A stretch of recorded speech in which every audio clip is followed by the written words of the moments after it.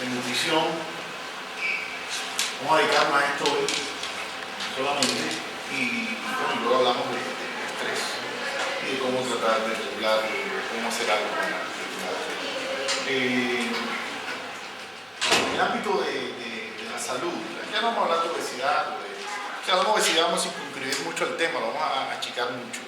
En el ámbito de la salud hay dos áreas probablemente muy sensibles que durante mucho tiempo se ha hablado de ellas, etcétera, pero digamos que no había mucha evidencia, mucho soporte médico, cierto científico, entonces se cayó un poco en el ámbito de la especulación y como es un campo muy, estas dos cosas que se voy a decir, dile, Germán,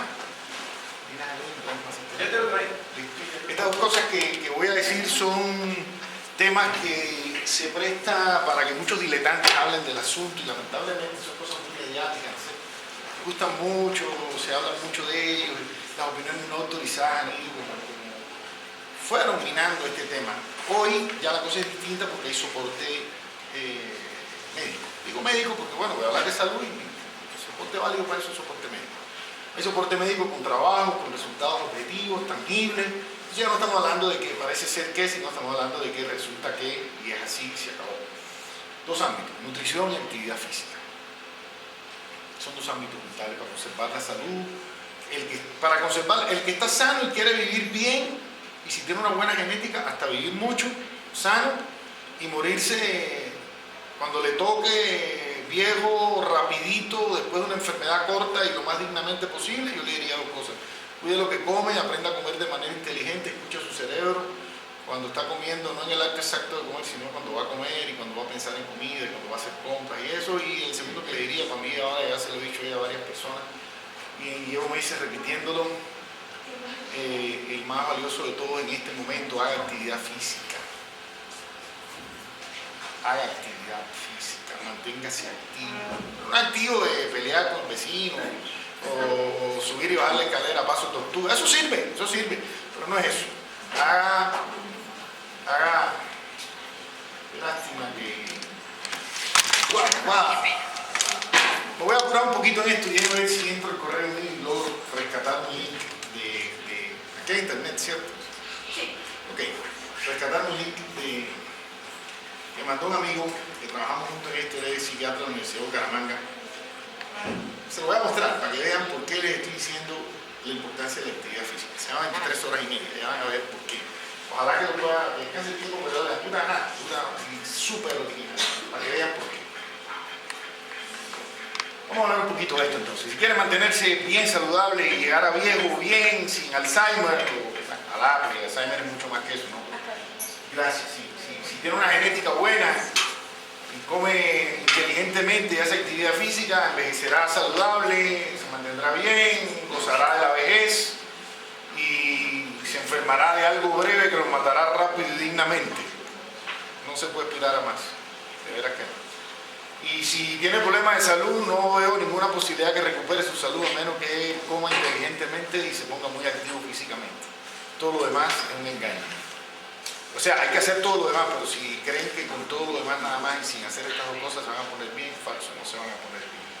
Créanme que se lo estoy diciendo con una contundencia. Yo sé que los cubanos somos así como medio vehementes, hasta irreverentes a veces, pero se lo estoy diciendo no por mi idiosincrasia, sino porque tengo toda la certidumbre de que es exactamente como lo estoy diciendo. Entonces, estas dos cosas son importantísimas. Vamos a hablar un poco de nutrición. La calidad de vida, que es algo que hoy es un tema tremendamente manido y tremendamente... Todo el mundo dice calidad de vida, hablan de esa vaina, nadie sabe ni lo que es, pero todo el mundo habla de eso. La calidad de vida depende concretamente de la calidad de las enzimas que usted tenga. Las enzimas son sustancias que se ocupan de catalizar, acelerar, jerarquizar, fiscalizar, ejecutar procesos bioquímicos en el interior de las células, que es la representación mínima a escala suya. Lo que quiero decir es, ¿cómo se llama usted, jovencita? Eliana. ¿Cómo? Eliana. Eliana. Cada célula de Eliana es una microeliana mínima. Y esa aglutinación de microeliana respectiva forman esta Eliana grande que ustedes ven aquí. La salud de esta global depende de la salud de cada una de esas versiones microscópicas a microscopía electrónica de ella. Y eso depende de esta vaina que se llama enzimas.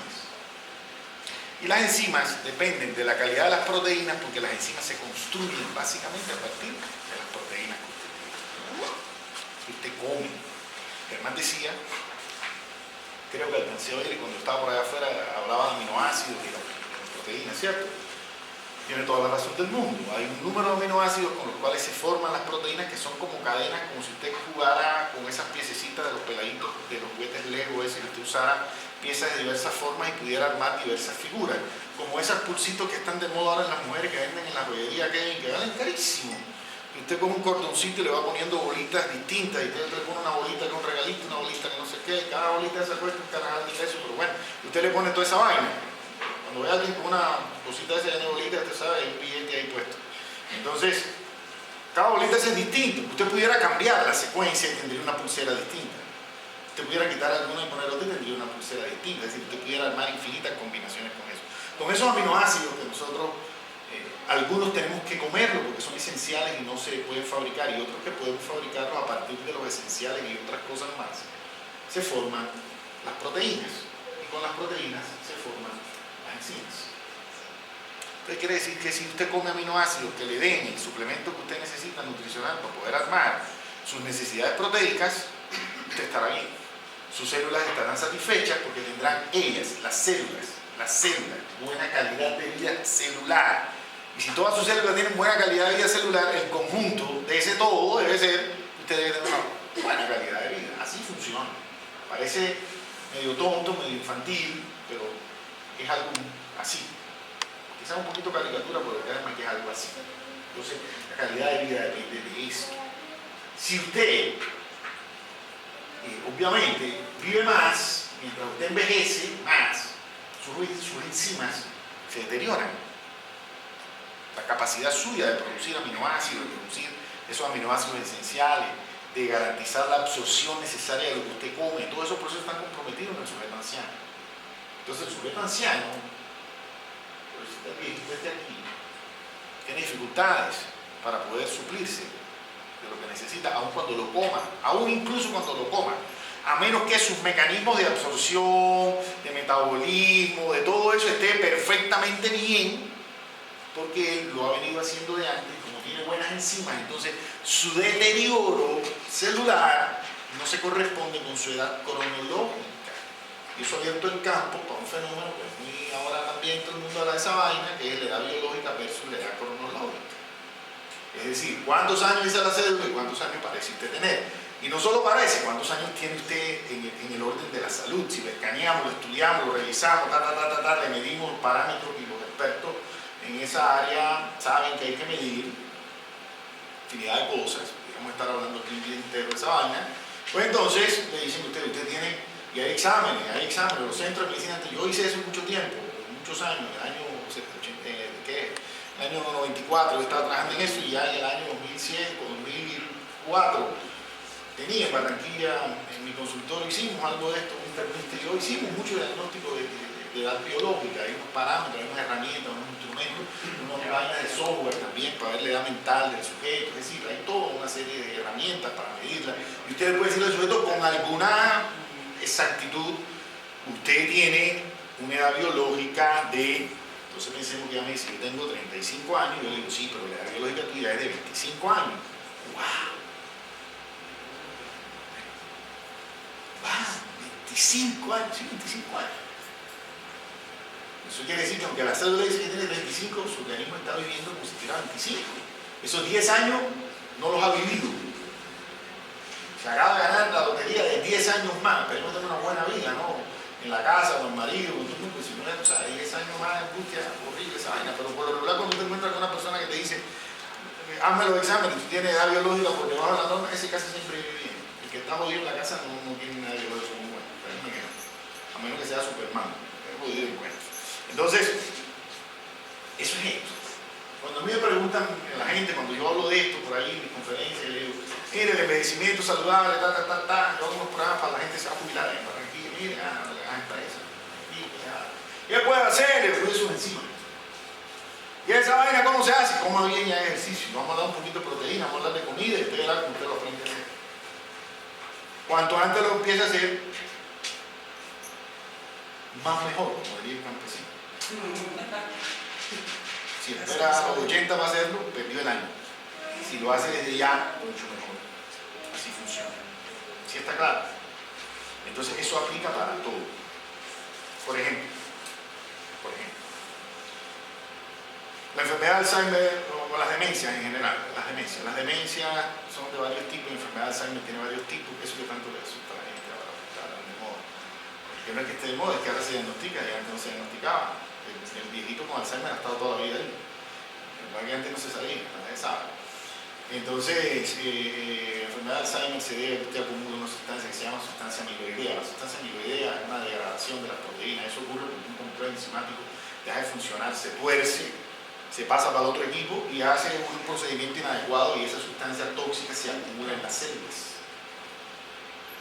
La acumulación progresiva de la sustancia amiloidea en ciertas zonas del cerebro forma unas placas que hace que el cerebro no funcione bien y eso es lo que, con el paso del tiempo, años, da inicio a la sintomatología de la enfermedad de Alzheimer. Se le orina la vaina, se orina en el closet queriendo que es el baño, guarda la ropa en el inodoro, los zapatos en la nevera, eso.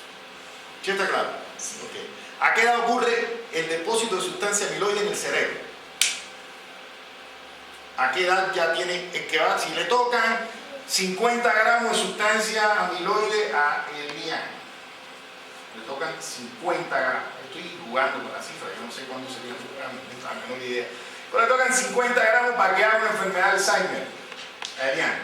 ¿A qué edad tiene ella los 50 gramos acumulados en el cerebro? ¿Cómo va la adivinanza? ¿Quién apuesta? ¿A qué edad? 90 años. Excelente. ¿Qué edad? 50. ¿Qué edad? ¿Alguien más? ¿Otra opinión? 70. Ok, a los 30 años. Los 30 años. Ánimo. Excelente. Lo que depende de cuánta tiene usted. Ahí está el problema. Sí, un ánimo de carajo. Cuando a mí me lo dijeron, yo también me puse así. Lo que ocurre es esto. Elian podría tener una variante genética que hace que ella acumule mucha sustancia amiloidea. A los 30 años tendría mucha sustancia amiloidea y probablemente incluso en etapa temprana de su vida pudiera empezar a tener síntomas de Alzheimer. Eso apenas está siendo estudiado ahora y se empieza a plantear ya tratamientos preventivos a los 25 años de edad. En familias que genéticamente se sabe que tienen el riesgo.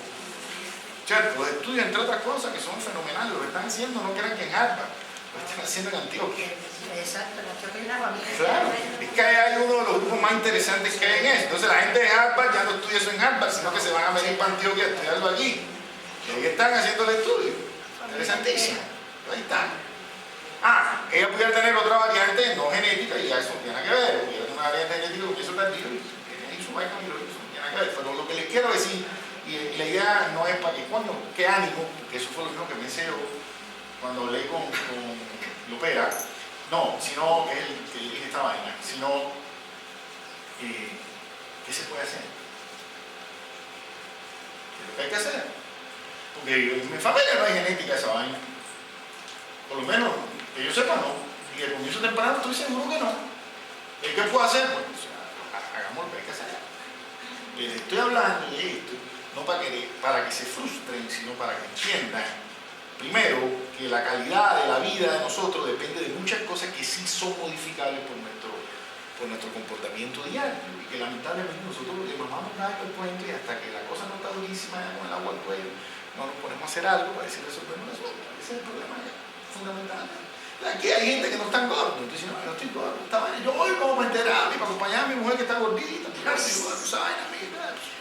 Bueno, pues bienvenido al club, porque es que de lo que estoy hablando no tiene nada que ver con los obesos. Yo estoy hablándole ahora aquí hay un grupo particular de personas que han tenido sobrepeso, o tienen, o son obesos, lo que sea, cualquier condición de esa, porque da la casualidad que esas son las personas que se aglutinan alrededor de Germán Piñera, que es cirujano que se dedica al ámbito de lo bariátrico. Podría estar hablando con ustedes porque fueron afiliados a Comeva. No tendrían nada que ver. Sencillamente lo que les voy a decir es igual para todo el mundo y le sirve a todo el mundo. Y los errores no tienen nada que ver con que usted esté gordo o no esté. El que esté gordo es mucho más de estos errores que yo voy a hablar. O que haga mal esto que yo voy a hablar de cómo es la cosa. peso, es obeso, que además me da igual esa vaina, por muchos factores. Esto con lo que tiene que ver es con la salud. Por eso vamos a hablar de esta vaina. Salud de las enzimas depende de que usted cuide su envejecimiento. Si se cuida el envejecimiento, usted envejece más lento, las enzimas envejecen más lento y usted tiene garantía de vida. El envejecer depende de unas piececitas que hay dentro de la célula que se llaman telómeros. Los telómeros son como una ristra de salchichas, como una longaniza esa que es una salchicha y la otra y la otra y la otra pegadita así por un hilo. ¿Saben lo que quiero decir? Imagínense esa vaina en forma de X. Una tira de salchicha y otra tira de salchicha. Eso. Entonces usted empieza y cada vez que se divide la célula se arranca una salchicha de la tira. Cuando ya no hay salchicha en la tira, la célula no se divide más y se murió, fuera. Cuando eso le ocurre en todas las células, se murió usted también, obviamente. Pero esos telómeros, curiosamente, se ha visto que no siempre están condenados a muerte. Los telómeros son unos virus. Y resulta que si usted tiene un cáncer, los telómeros, usted divide la célula cancerosa y se pierde un telómero. ¡Tan! Y por la otra punta sale otro. ¡Pum! Y divide la célula cancerosa, pierde el telómero aquí, por la otra punta, ¡pam! Se vuelve el cuento nunca acabado. Entonces las células cancerosas son inmortales. ¡Wow! Son como los Vengadores de Marvel, inmortales. No se mueren, jamás. Los estudios de cáncer actuales de tumores se hacen con las células de una señora de raza negra de los Estados Unidos que se llamó Henrietta Sacks, que murió, si yo no recuerdo mal, como en los años 50 o más para atrás. Y sus células andan vivas por todo el mundo en los bancos de células oncológicas donde se hacen los estudios de tumores y esa vaina. Todavía porque tenían unas células que eran una maravilla, unos telómeros que eran las butifarras más rozagantes del mundo, los telómeros. Entonces se cogieron para estudiar si por ahí andan. Llevan toda la vida, y ahí, es decir, Henrietta Sacks se murió pero está viva. Su cáncer anda vivo por ahí dando vueltas. Y eso es lo que le ocurre a la gente. Se ha visto que ciertas cosas que uno puede hacer por la salud pudiera evitar que los telómeros se dejaran de reproducir. No llegamos todavía a la altura del cáncer, pero estamos como que queremos competir con él. Y si eso fuera así, se pudiera elongar la vida un poco más. Por eso se habla de 120 años. De todo lo que vamos a hablar hoy es de alguna forma de eso. Estas son las necesidades diarias de proteínas, más o menos. 0.5 gramos por kilo de peso. Son muy poquitas. La proteína es muy poquito lo que se necesita. Cuando usted se come un bistec de esos tipo sábana, cama king. Sí, un bistecito y le traen una tabla, una vaina así, que después la van a comer. Ahí usted se comió la proteína de 4 días, tranquilamente. Usted necesita probablemente con la cuarta parte de esos tiempos. Todo lo demás representa para su organismo un trastorno. ¿Por qué? Porque no sabe qué hacer con él. Y lo tiene que digerir y metabolizar y almacenar y guardar, y eso no es posible hacer, porque la proteína no se almacena.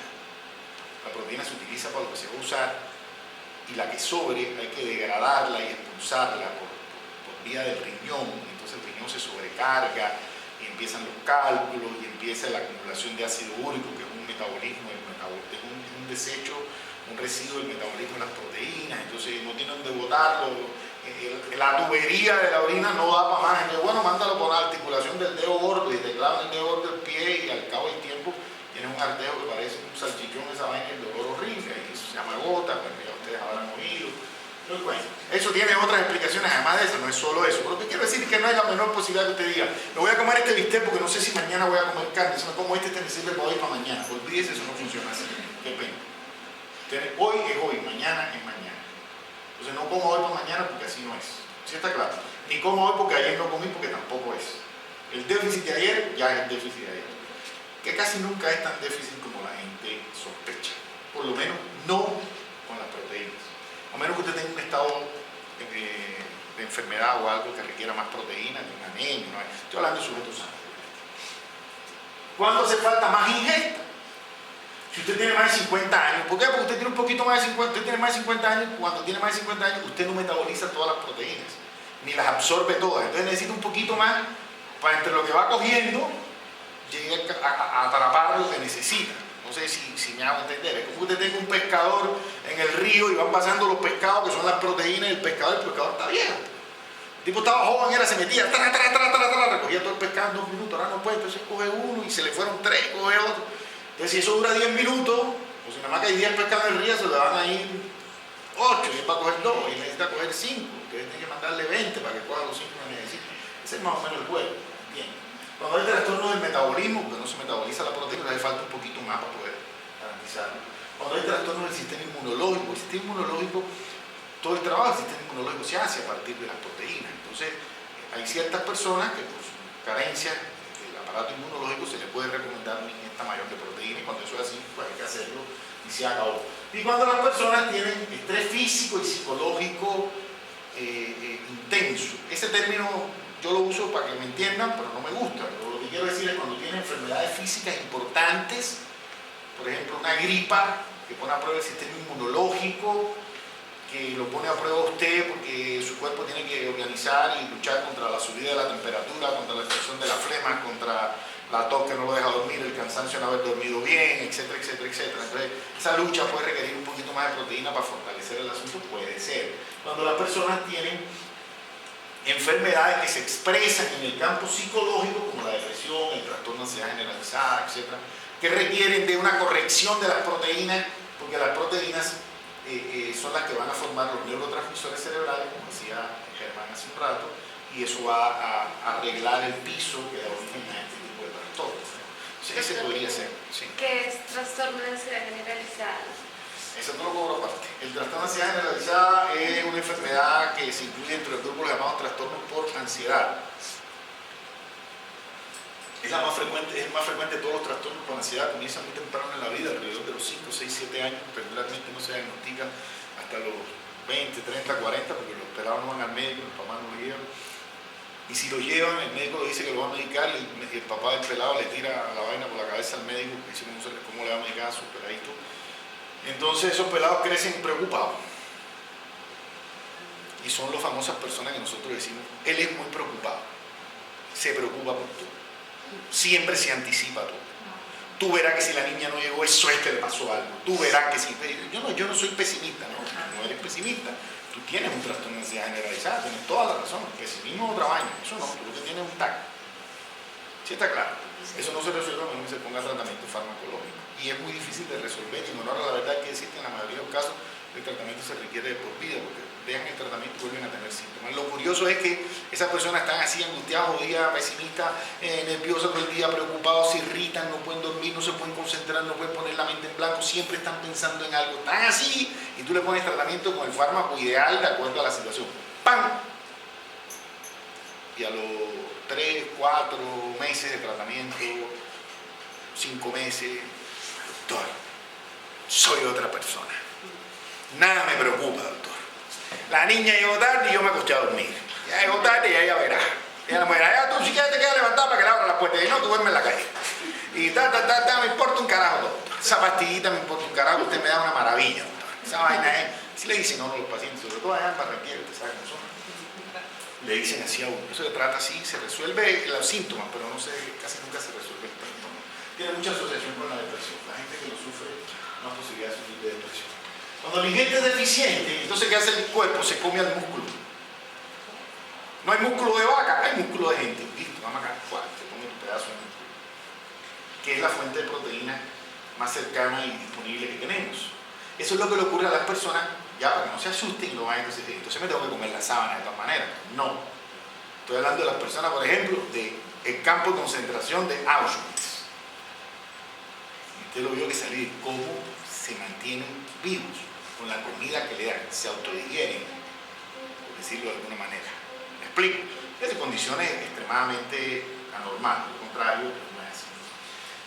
La actividad enzimática y metabólica obviamente se enlentece porque las enzimas que tienen que ver con el metabolismo y son las que le dictan el ritmo, se fabrican a partir de las proteínas y usted no está comiendo las proteínas necesarias o tiene una enfermedad que le está comiendo las proteínas. Estoy usando un término coloquial, no, claro que no es así exactamente, pero por ejemplo el cáncer. El cáncer, que coge al sujeto y todos los recursos se los come porque esas células acuérdense de lo que estoy diciendo, las células no se mueren, se duplican y se duplican. ¿Y a partir de qué se duplican? El material celular de la célula, que es proteína, ¿de dónde saca la proteína? Del individuo. Y se duplica, y se duplica, y se duplica, y se duplica. Y más proteína, y más. Y la proteína que era para los neurotransmisores la cogió para hacer 100 células cancerosas. Entonces le está chupando todo el recurso. Hay un desvío de recursos ahí, corrupción en el sistema gubernamental. Agarra esa vaina, la desvía y la pone para lo que no es, ¿cierto? Entonces eso hace que la actividad enzimática metabólica se lentezca, obviamente la inmunidad pierde eficacia y aumenta la oxidación celular. Y cuando se oxida la célula de el GAN globalmente se envejece. ¿Puede el GAN evitar la oxidación? No, porque respira y si respira se oxida. Y si no respira, aguanta la respiración, se muere también. Entonces el GAN no tiene más remedio que ver cómo respira. Un poquito y no respira mucho y no, mentira, tiene que respirar normal. Pero el oxígeno exagerado sí termina oxidando la célula. Entonces cuando tiene un metabolismo acelerado de estas cosas, el combustible que se usa para ese metabolismo, para esa división celular es el oxígeno, obviamente, y esos radicales de oxígeno que quedan, que es como el exhausto de un carro, se depositan en la célula, el oxígeno y envejecen y eso finalmente termina envejeciendo a nosotros. Por eso las mujeres usan crema con antioxidantes, no sé qué, factor Q, no sé qué, que tiene antioxidantes, aplíquese en la eso es un ligero golpecito, y no sabe que si no se come esa vaina, te puede untar aquí un tarro de manteca de esa que sabe que no hace nada. Eso es una tontería, pero bueno. Si comen mucha proteína, pues entonces los metabolitos de las proteínas son tóxicos. Como todo metabolismo, es desecho. ¿Me explico lo que quiero decir? Es como el metabolismo suyo, a nivel celular. Lo que estoy hablando es la representación escala del IAN. Ahora, el IAN grande se come hoy su comida del día y mañana va al baño de efecto. ¿Cierto? Esos son metabolitos tóxicos. Si no lo hiciera y se quedara con eso dentro de su cuerpo, se enfermaría. Y la enfermedad pudiera llegar a ser gravísima. Afortunadamente eso no ocurre. Podría ser, ¿cierto? A la célula le pasa lo mismo. La célula es una herida chiquitica, microscópica, le pasa lo mismo. ¿Cierto? Entonces, si tú le das mucha sobrecarga y hay mucho residuo tóxico, mucha basura celular, obviamente, pues eso termina mal. Sobrecarga hepática, porque es donde se metaboliza todo, y renal, porque es donde se filtra y se excreta, se saca del cuerpo todo. Eso puede producir alteraciones en el tipo de acidosis metabólica, que son un cambio ya del pH por alteraciones en el metabolismo, falta de calcio óseo, cáncer de colon y patologías cardiovasculares. Hay una gran asociación entre ciertos metabolitos, es decir, ciertos residuos del metabolismo de la carne, sobre todo de la carne roja, y el cáncer de colon, y otros tipos de cáncer, en especial el de colon. Entonces, de hecho, el cuerpo, ¿qué hace? El organismo es vivo. Entonces el organismo, para tratar de resolver esta vaina, coge el calcio y trata de anular el efecto de esos metabolitos. Entonces, ¿qué ocurre? A veces no logra anular esto del todo, pero además se pierde el calcio de los huesos. Entonces, por eso una recomendación que dan es que cuando usted decidió irse a una parrillada argentina, en la casa del embajador de Argentina, acá en Bogotá, que hay que ir a ver qué va a poner el tipo, y se va a comer usted un par de bife, ojo de bife de 2 libras cada uno. Cuando termine, tómese una tableta de calcio, de esas que toman las mujeres menopáusicas, de 600 miligramos. Tómese esa vaina para que eso más o menos amortigüe el efecto de los metabolitos de la carne y su cuerpo no se robe el calcio de los huesos para hacerlo, porque él va a intentar hacerlo. Produce estreñimiento, obviamente, el aumento de la ingesta proteica, fatiga. ¿Por qué fatiga? Porque el metabolismo proteico necesita toda la energía que usted tenga disponible. Eso es muy complicado. Digerir una proteína es muy complicado, probablemente de las digestiones más complejas que hay. Entonces toda la energía tiene que ir para el aparato digestivo. Entonces usted come un bistec, porque voy a coger fuerza. No sé dónde va a sacar la fuerza con el bistec, porque lo que sí le puedo garantizar es que la digestión del bistec lo va a poner a dormir. Si quiere hacer la prueba, cómase una bandeja paisa. Y a las 2 horas me cuenta qué pasó. Le entró un sopor insoportable que usted no puede aguantarse, hasta que medio se duerme. Y obviamente se envejece más. Si las proteínas además son de mala calidad, no hablar. Estamos hablando de proteínas globales, estoy hablando de proteínas en exceso globales. Claro está, no es bueno un exceso de salmón o de róbalo, un exceso de carne de puerco, o que un exceso de carne vaca. Del lobo un pelo, si es que hay que envenenarnos con carne, bueno, porque sea de pescado. Claro está, eso quisiera ser aplicable a otras proteínas. Estoy hablando ahora de proteína animal para que el ejemplo sea comprensible, pero pudiera hablar, por ejemplo, de granos pudiera hablar de huevo, o pudiera hablar de otras, bueno, granos, leguminosas en general, soya, los frijoles habituales que comemos, los garbanzos, las lentejas. Entonces tiene una riqueza proteica grande. Si usted come mucho de eso, también eso resulta para el organismo un fenómeno difícil de manejar. No es tan nocivo como si fuera, repito, carne de res o carne de cerdo. Pero, de todas maneras, es una sobrecarga. Es una sobrecarga cognitiva. Cuando hablamos de carbohidratos, en algún momento yo le dije, la yuca es un excelente carbohidrato. No sé si aquí había alguien de ese día. La yuca es un excelente carbohidrato y es un excelente carbohidrato.